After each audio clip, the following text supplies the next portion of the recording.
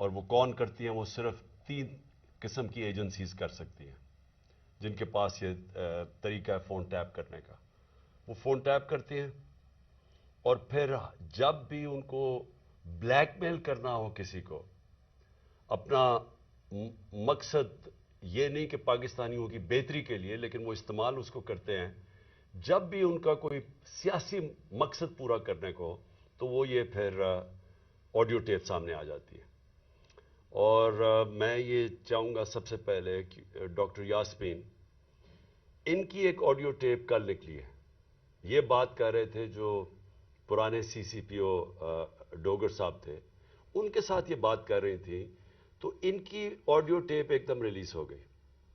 تو میں یہ پہلے چاہتا ہوں کہ یہ بتائیں کہ اس کے پیچھے کیوں یہ ریلیز کی گئی، اس کے پیچھے کیا تھا، اور یہ کیوں بات کر رہی تھی، جو ہر شہری کا حق ہے، کسی بھی پولیس والے سے بات کر سکتے ہیں شہری. لیکن پہلے یہ بتائیں گے کیا، اور اس کے بعد پھر میں آگے بات کروں گا مزید کہ یہ جو تباہی مچ رہی ہے ہمارے معاشرے کی، اور یہ جو اس طرح کا تو کبھی معاشرہ گرا ہی نہیں تھا کہ یہ ڈیپ فیک ویڈیوز بن رہی ہیں لوگوں کے اوپر، ان کے فون ٹیپ کے علاوہ اور بھی ویڈیوز بنا رہے ہیں بلیک میل کرنے کے لیے. بتایا جاتا ہے ہمارے سینئر ہمارے پارٹی کے لیڈرز، ان کو بتایا جاتا ہے کہ جی تمہاری ہم نے کوئی ویڈیو بنائی ہوئی ہے.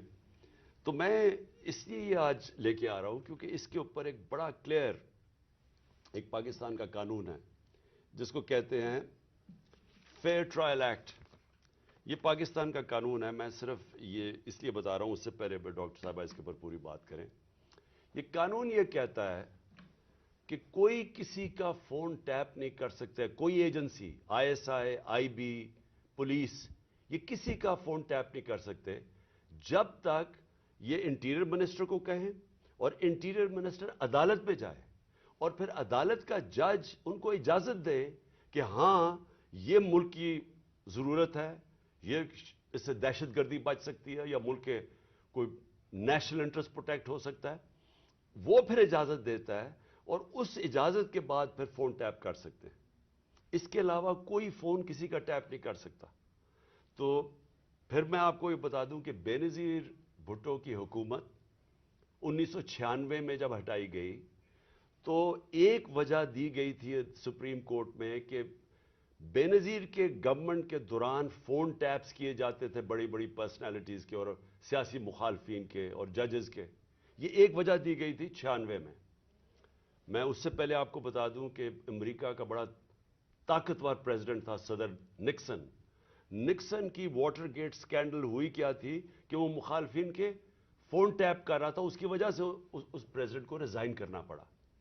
تو آج یہ جو کھلے عام ہو رہا ہے، پہلے تو میں چاہوں گا کہ ڈاکٹر یاسمین آپ سے بات کریں، اس کے بعد پھر میں بات کروں گا. بسم اللہ الرحمن الرحیم. کل دوپہر میں جب یہ آڈیو لیک ہوئی تو میں نے جب وہ آڈیو سنی تو مجھے امیڈیٹلی احساس ہوا کہ یہ کس مقصد کے لیے یہ لیک ہوئی ہے. وجہ یہ تھی کہ میں پچھلے 4 ماہ سے خان صاحب کی جو جے آئی ٹی بنی تھی، خان صاحب پہ جو قاتلانہ حملہ ہوا تھا، اس جے آئی ٹی کو فالو اپ میں کر رہی تھی، اور خاص طور پہ جو اینٹی ٹیررسٹ کورٹ ہے گجرانوالہ کا، اس میں فالو اپ کر رہی تھی. اور یہ میں نے جب دیکھا کہ یہ کیوں کیا گیا ہے، وہ اس لیے کیا گیا کہ ہمارے جے آئی ٹی کا جب بنا تو اس کا کنوینر جو تھے یہ ڈوگر صاحب تھے جو سی سی پی او تھے اس وقت. اور انہوں نے ڈوگر صاحب نے یہ بات انکشاف کر دی تھی حکومت کے سامنے کہ اس میں 3 لوگ ملوث ہیں. یعنی جو اسیسنیشن اٹیمپٹ ہے خان صاحب کے اوپر، وہ باقاعدہ ایک اوکسٹریٹڈ اٹیمپٹ تھی. اور انہوں نے کہا کہ امپورٹنٹ چیز ہے کہ انہوں نے بتایا کہ ایک بندہ نہیں، اس میں 3 لوگ کم سے کم ملوث تھے، اور ان کا ایویڈنس انہوں نے کورٹ کو دے دیا تھا. اور اس کے بعد جو پتا چلا وہ یہ ہے کہ افسروں کو بلیک میل کیا گیا. یہ کورٹ میں جب ایویڈنس کیا اور بلیک میل ہو کے کچھ افسروں نے ریزائن کر دیا، لیکن سی سی پی او جو ہیں ڈوگر صاحب، ہی اسٹک ٹو ہز گنز، وہ اسی طرح انہوں نے مینٹین کیا کہ یہ انکشاف ہوئے.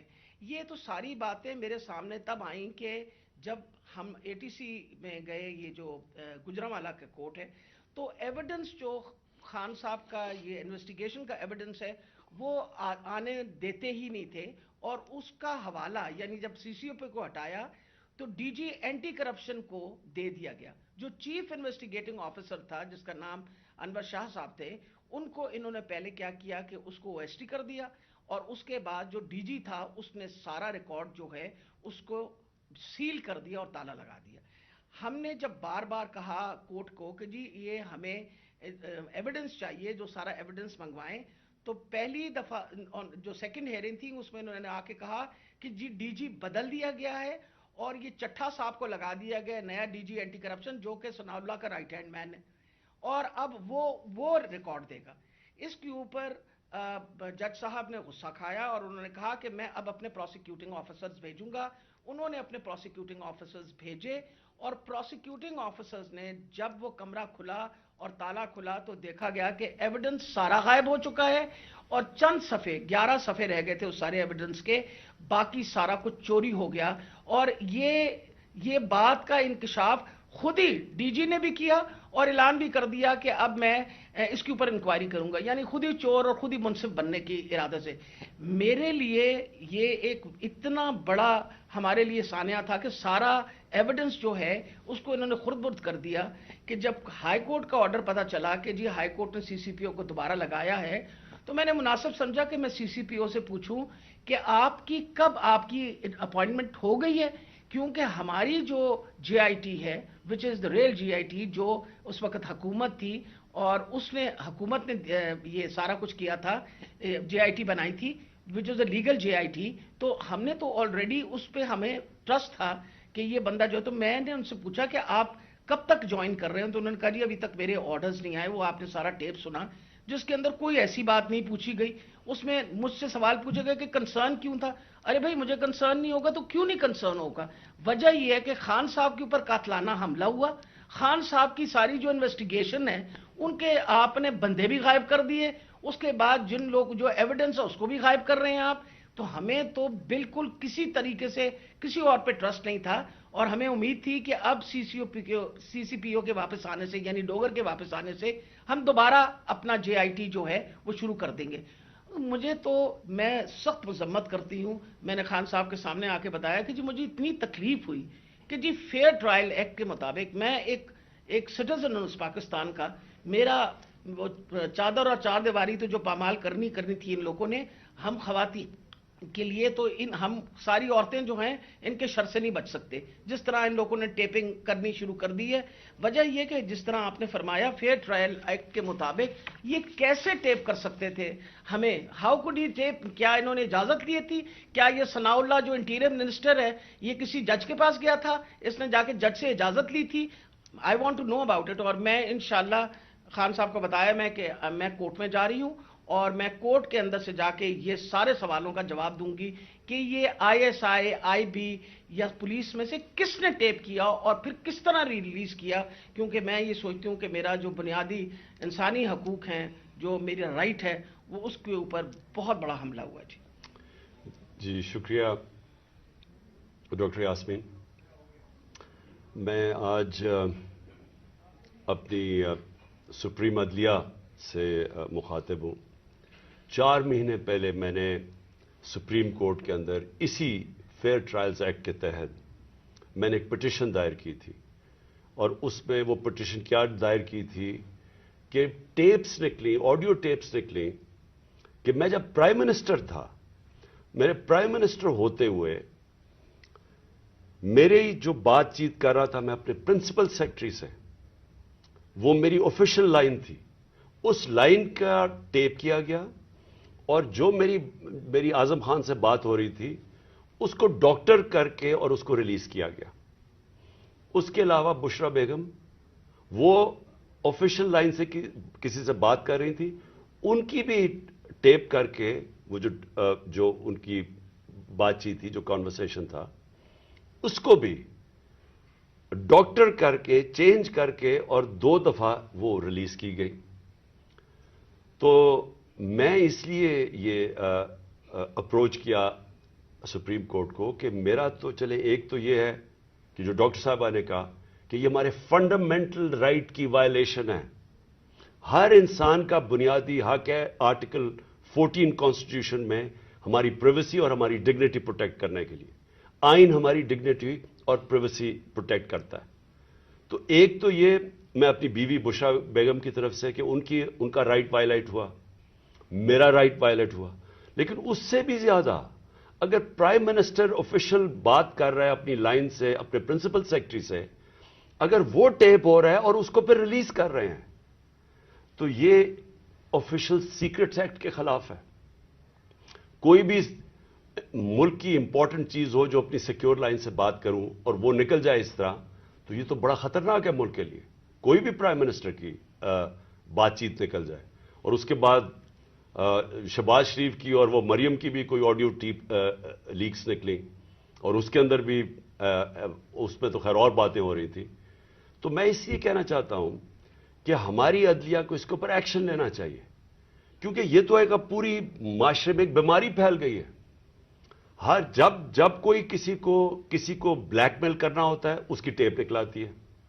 سپریم کورٹ کے جج کے اوپر ان کی پرویز لائی کی وہ کو ٹیپ نکلائی, اور وہ صرف بلیک میل کرنے کے لیے, کیونکہ اس وقت پاکستان کی تاریخ کا ایک بہت اہم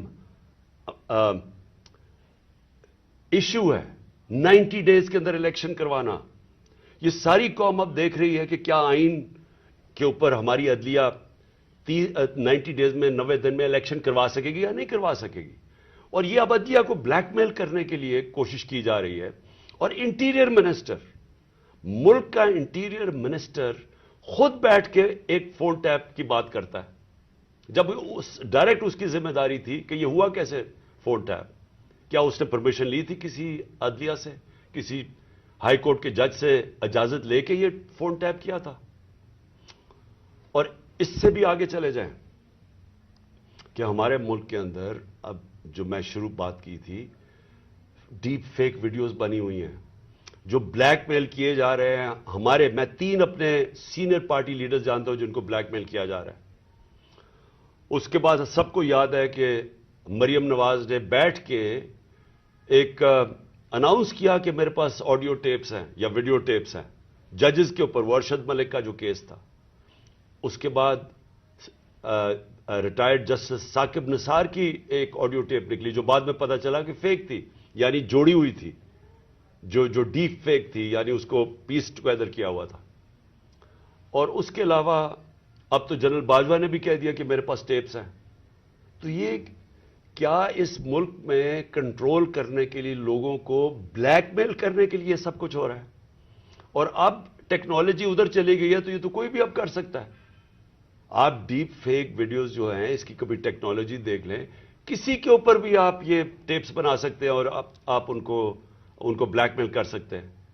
تو اس لیے میں ریکویسٹ کروں گا اپنے سپریم کورٹ کو کہ 4 مہینے پہلے میں نے یہ پٹیشن دائر کی تھی.